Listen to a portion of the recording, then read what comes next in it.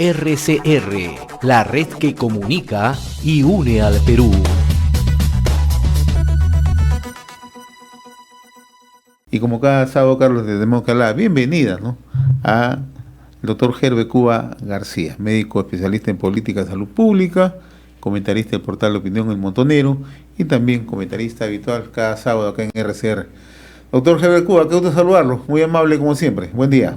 Muy buenos días y un saludo a través suyo a todos los peruanos. Quiero trasladarle una pregunta en mi buen amigo Oscar Vargas Romero, que nos está siguiendo desde Tacna, ¿no? Porque dice, van a tener al doctor Gerbe Cuba, no te olvides de preguntarle lo que ha decidido el gobierno de Chile, abrir la frontera, ¿no? Me dice, pregúntale porque él tiene una visión respecto a si es o no es conveniente la apertura de fronteras, ¿no? Ya por el lado chileno se han dado algunas directivas, por el lado de Perú, mañana tenemos entendido que va el ministro de Comercio Exterior, ¿no? Entonces, dicho esto, yo cumplo con trasladarle la pregunta de nuestro buen amigo Oscar Vargas Romero, ¿no?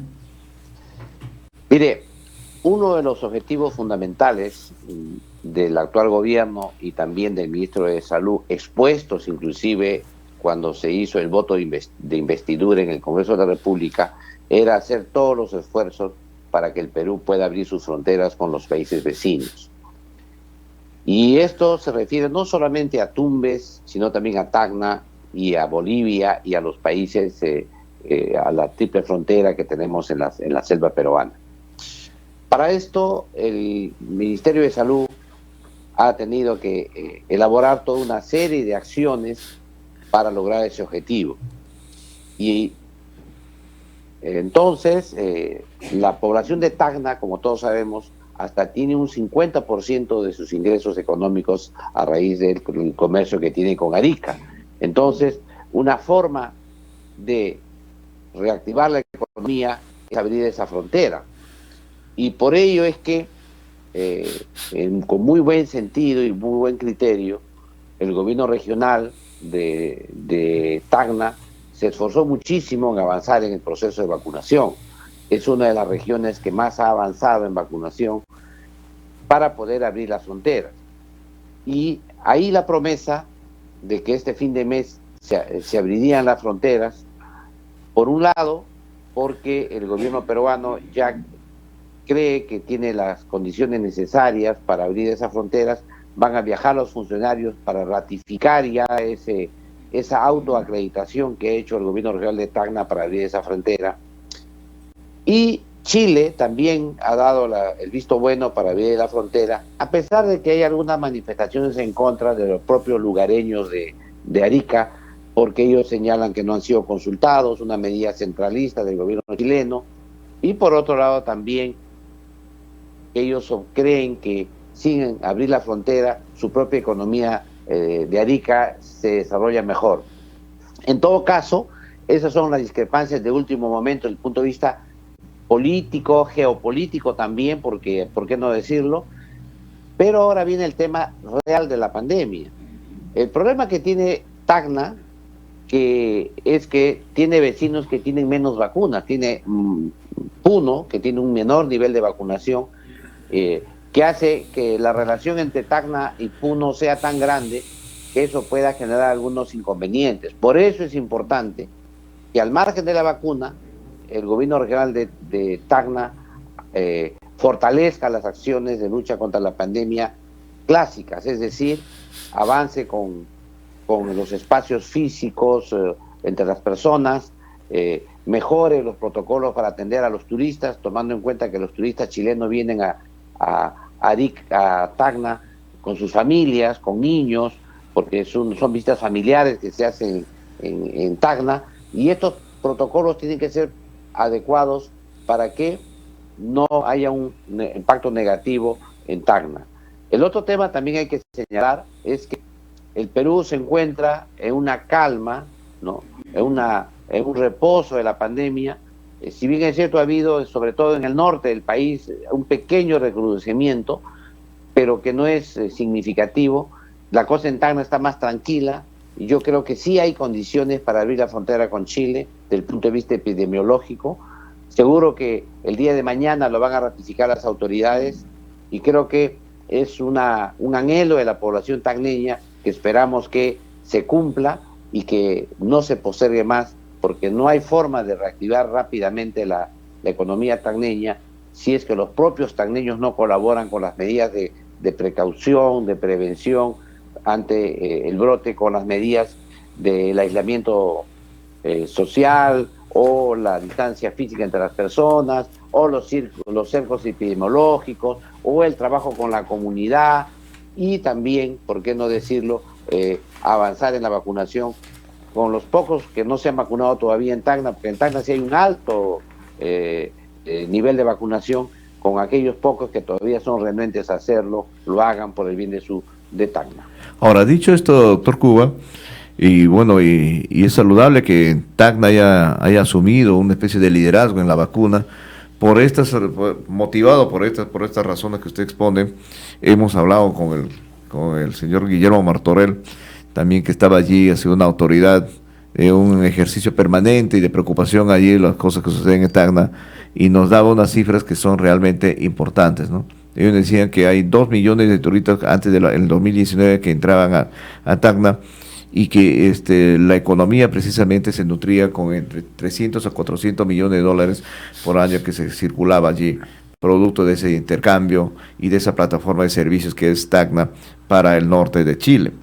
Pero si bien es cierto, eso está sucediendo en el sur, lo que sí empieza a haber preocupación es en el norte, precisamente también porque se están presentando algunas cifras que, si bien es cierto, son leves todavía, pero que ya marcan una cierta tendencia de crecimiento de contagios en Piura, en Tumbes, en Lambayeque, La Libertad, ¿no? Y a nivel nacional también un leve repunte.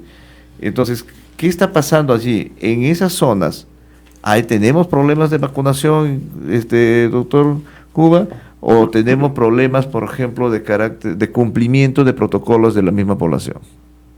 Mire, en realidad es todo junto lo que usted ha dicho. Hay cinco problemas que debe atacar el gobierno directamente. Uno, debe avanzar en la vacunación de las comunidades nativas suboriginarias. Dos, las comunidades altoandinas. Tres, las comunidades dispersas.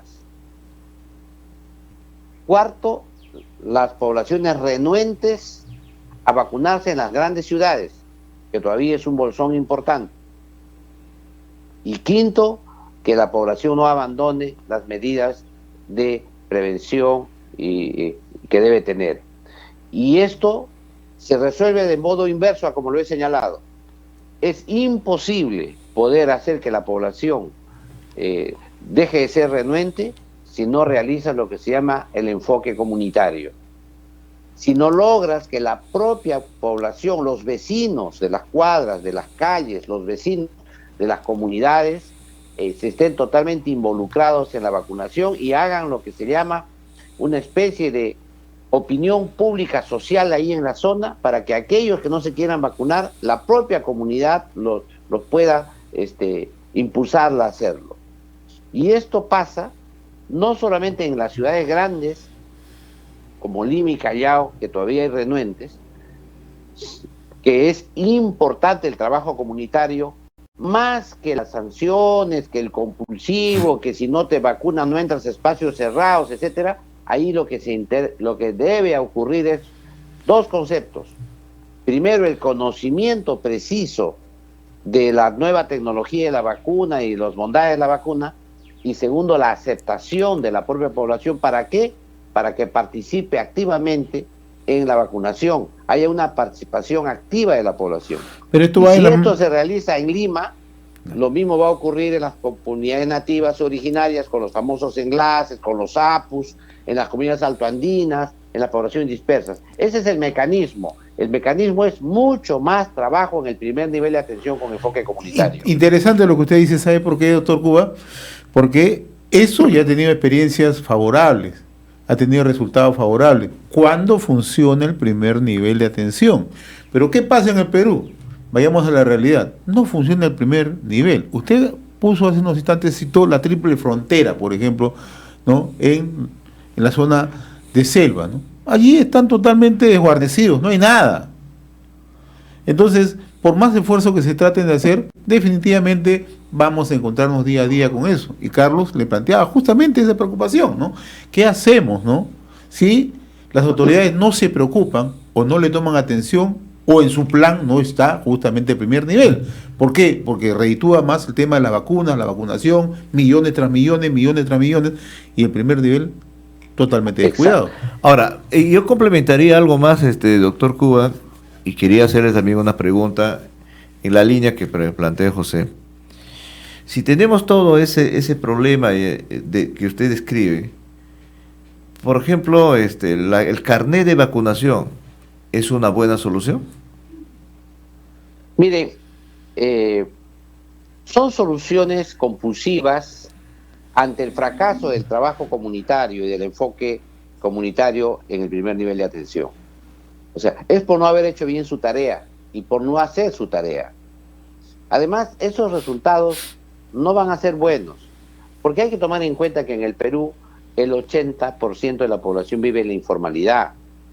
Esos carnets van a ser, esas exigencias obligatorias van a ser solamente la norma. Eso no va a ser la realidad.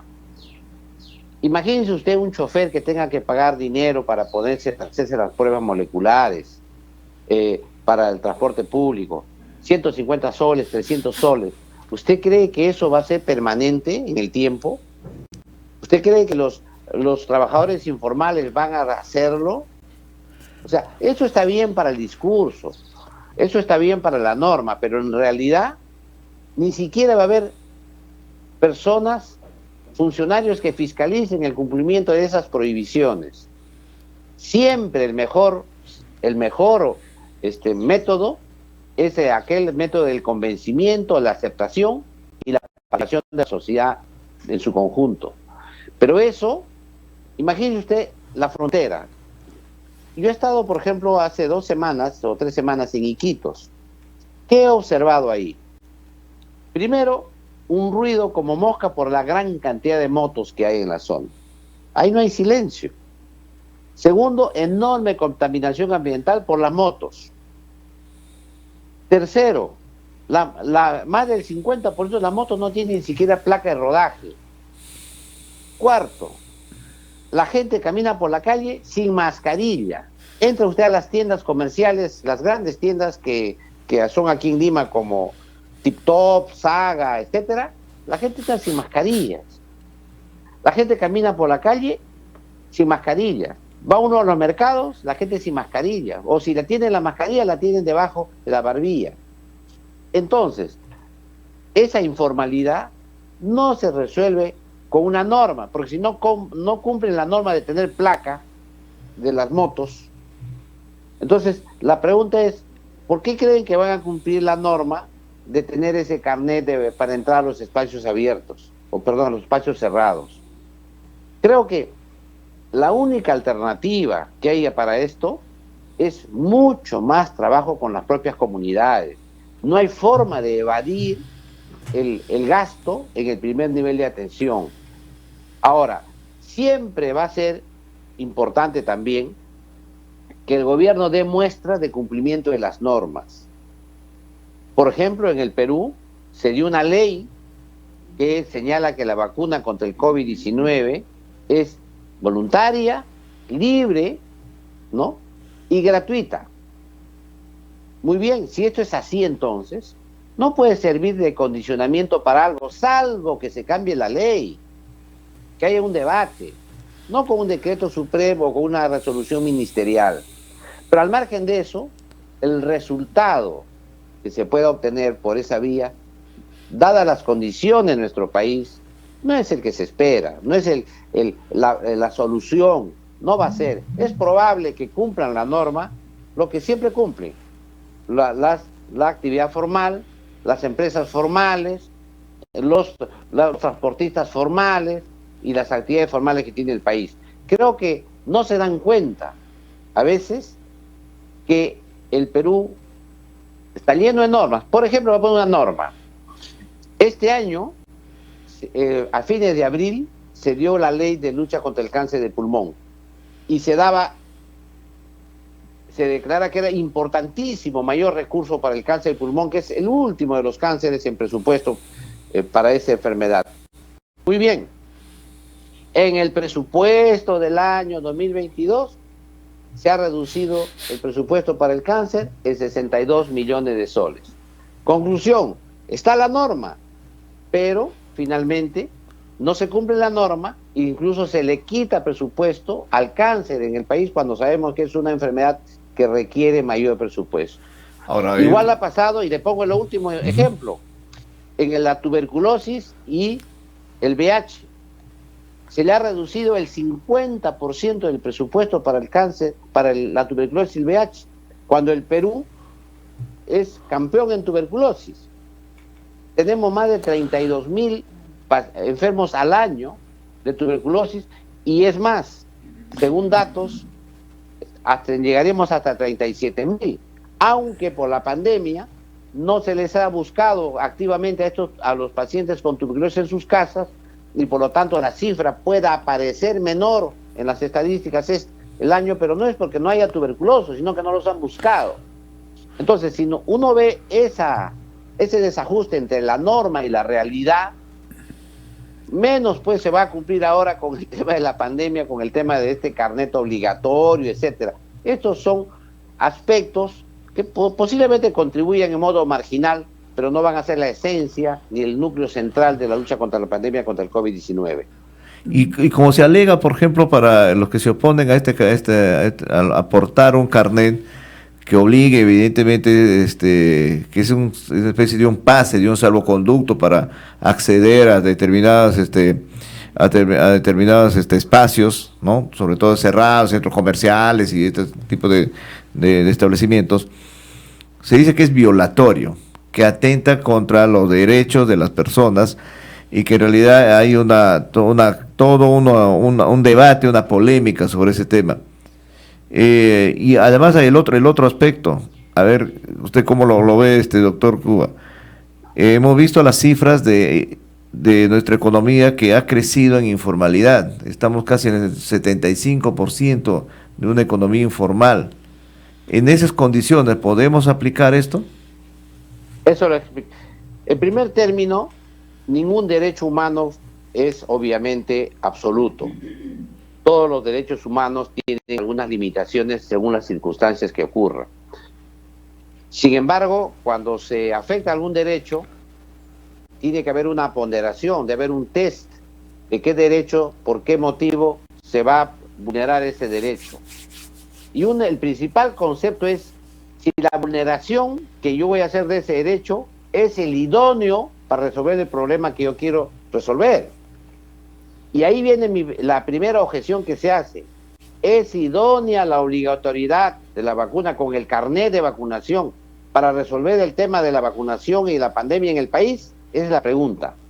Y yo creo que la exploración que ha debido hacer el Ministerio de Salud debió irse por otras áreas. Y uno de ellos es el fortalecimiento del primer nivel de atención con enfoque comunitario. Mi estimado... Sí, sigue, por favor.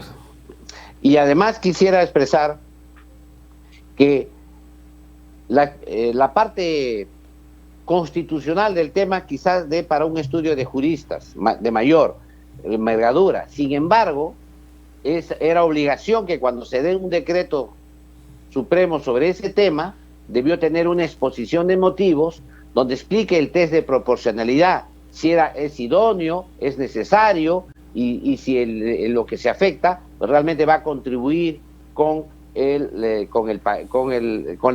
lucha contra la enfermedad o contra el COVID-19. Y eso es una falencia que tiene este decreto supremo. Sin embargo, como le explico, por la informalidad que tiene el país, esa obligatoriedad va a ser marginal en la lucha contra la pandemia, porque el tema de fondo sigue siendo la propia participación de los ciudadanos, debido a que nuestro país es un país informal. Muy bien, mi estimado doctor Cuba, como siempre, le agradezco la amabilidad de compartir este diálogo sabatino con RCR.